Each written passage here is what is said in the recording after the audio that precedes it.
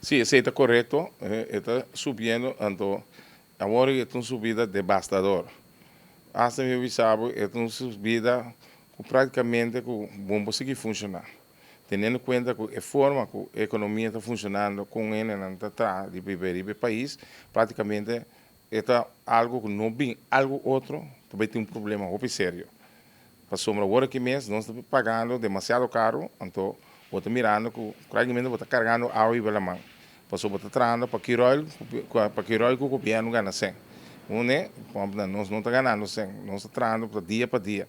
Lo qual como quero pensar, me está lamentar-se com o ministro de Economia, o senhor Lisandro Sánchez, tem uma rueda de prensa para vir com o PTP, com o Quirol, com o senhor Laston, com o senhor Bogart, para vir esse povo delantar com o trabalho que pueblo.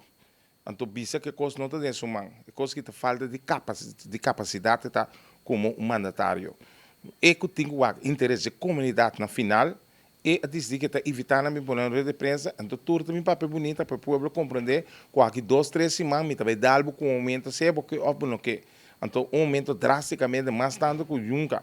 Então, essa aqui me lamentar que me nota está em posição para me pôr tá dentro de prensa para me pôr a questionar não. Para sombra sentando na cultura aqui, seguro que o menino Bogart, que o senhor Lasten, não sabe bom que o que nós está consumindo como gasolina ou gasóleo é algo que não está serve.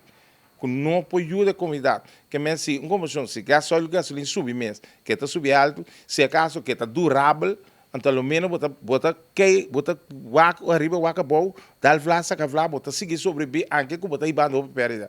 Mas, no caso, gasóleo, que gasolina está mal qualidade, e não se serve para nada, acaba ali, então, para como a banda, abo como mandatário, está único.